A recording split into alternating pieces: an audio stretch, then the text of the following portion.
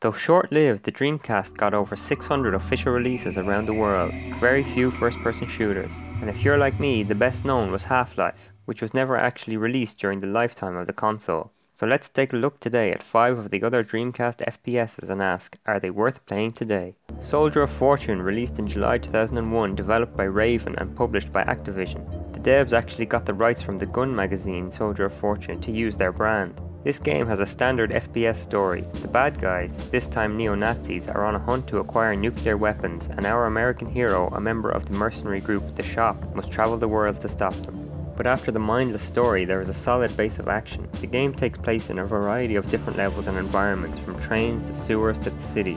There are dynamic elements to levels, where things blocking your way like a wall or some boxes have to be destroyed before you can move on. This is done by, for example, a passing tank or even your own comrade. Add to that the fast action of gameplay and the good level design, and you have yourself an action-packed shooter.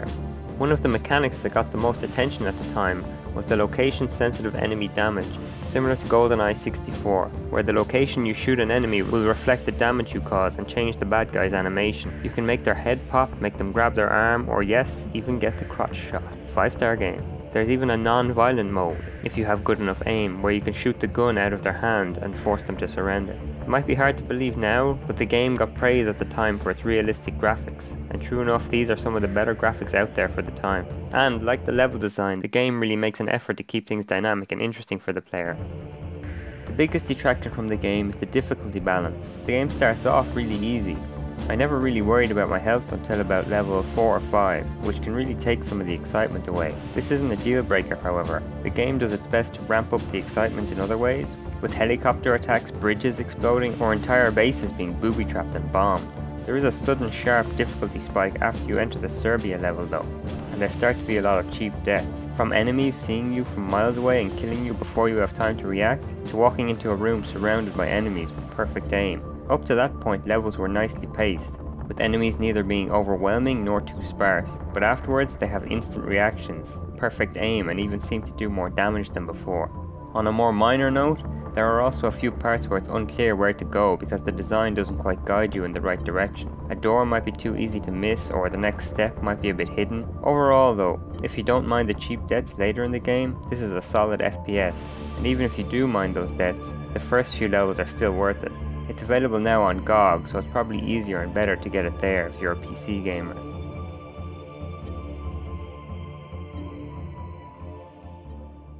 Silent Scope is a rail shooter released in October 2000, developed and published by Konami. You take the role of a police sniper who is shooting terrorists who have kidnapped the US president and his family. It's based on the arcade shooter game of the same name, where there is an actual mock sniper rifle on the cabinet that you physically manipulate to play the game. The Dreamcast version just has the controller, but it does a good job in capturing the sense of the arcade game. Basically, the only input is to move the sniper scope, but with different button presses you can move it quickly, you can zoom out to get a sense of where you are, or you can move slowly in order to get a more precise shot. The name of the game here is Speed. These bad guys won't wait around to be shot. If you're too slow, they will shoot back, removing one of your 5 health packs. Add to that a pretty short time limit which forces you to act fast or lose a life. Lose too many lives and you have to repeat the whole game again. No restarting from the start of the level here, and being an arcade port, the game ramps up its difficulty quickly. You'll be dying a lot, especially at first when you're getting used to the controls. It's a very short game, so it kind of has to get harder quickly. There's 3 stages with a few sub-stages in each, and as I mentioned, speed is important, so you won't be hanging around long in each stage. You can even get through some stages quicker, for example by getting a headshot on a boss, but you won't be doing that too often, at least to start with, as there is a lot of camera and enemy movement to make the game more interesting. And it is that, with various action-packed stages, a police shootout, a stadium full of people, fighting a jet plane amongst the skyscrapers of Chicago. Yeah, you can't fault this game for action, but is it any good? I think so, yeah. The controls don't take long to get used to, and the action and excitement keep things interesting as you play through. The only issue is the game length and how it dumps you back on the main screen when you die. It would be nice not to have to replay parts you've been through already, but the game seems to be aware of this, with different levels available in each stage that change the story and difficulty. There is also a firing range and a time attack mode which adds a bit of replayability to the game. But despite this, it's still a bit short and can be frustrating given the short time limit, but nonetheless a quality game. Kiss Psycho Circus: The Nightmare Child, released in July 2000, developed by Tremor Entertainment and published by Take-Two Interactive. We've had games based on magazines, well now we have a game based on an 80s rock band. Well actually it's based on a comic book inspired by an 80s rock band. You play the sole obstacle to the birth of a demonic nightmare child who, if born, will destroy the entire universe. To prevent this, you must collect the ancient artifacts, which strangely enough happen to be the iconic clothing pieces of the band Kiss. With these ancient items you can hold back the demon. And along the way you pick up a load of guns and bullets to fight off the demon hordes. That helps too. The game has elements of a wave-based shooter, a bit like Serious Sam, with demon spawners that keep producing enemies until you're able to battle through them and destroy the spawner. And there are rooms where you encounter masses of enemies all charging for you at the same time. Indeed, this fits the story, you standing alone against the demonic hordes. But it's not a pure wave-based shooter. There's more complicated level design and enemy placement, rather than relying purely on the hordes of enemies mechanic. And this design makes things more interesting. It's also well-paced and never feels repetitive or cheap. Well, almost never feels cheap. There are some moments where a ton of enemies just basically appear on top of you at the same time, and you have to scramble to get somewhere safe. Or an enemy spawns behind you, and the first you know about it is when your screen goes red because you're taking damage. There are also problems with the guns. The melee weapon, a machete, is very powerful and can kill weaker enemies in one hit and does a lot of damage to stronger enemies, but it's very slow and you have to make a minimum of 2 swings each time you use it, so it's quite restrictive. You have to time your attacks properly and back off while you wait for the weapon to get back into place. You better hope there's some safe space behind you or you won't last long. And you'll be getting to know your melee weapon well because ammo is at a premium here amongst the demons. Even when you do have ammo, a lot of the guns are not terribly useful. This shotgun type gun is so inaccurate and slow to reload that it's often better to just use the machete. This rocket launcher has a huge damage range, but will probably do as much damage to you as to the enemies.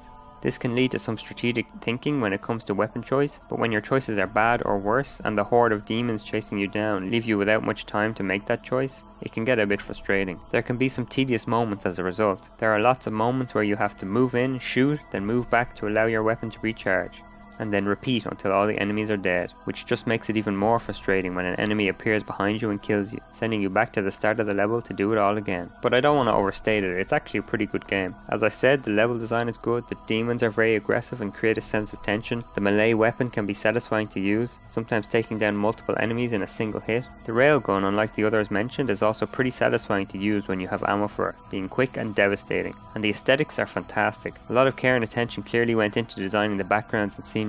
The game creates a real sense of both the Gothic and 19th century eras combined, with typical occult locations, including traversing through a giant bookshelf at one point. The music is a little clunky at times, cutting abruptly between tracks occasionally, but it generally creates a very tense atmosphere, further adding to the setting, except of course when it starts blaring Kiss. Obviously it's a Kiss game, so I was expecting some of their songs, but they never seemed to fit the mood of what I was doing at the time. But hey, it was still good music. Overall, if you want an atmospheric, moody game with good gameplay, this is the one for you.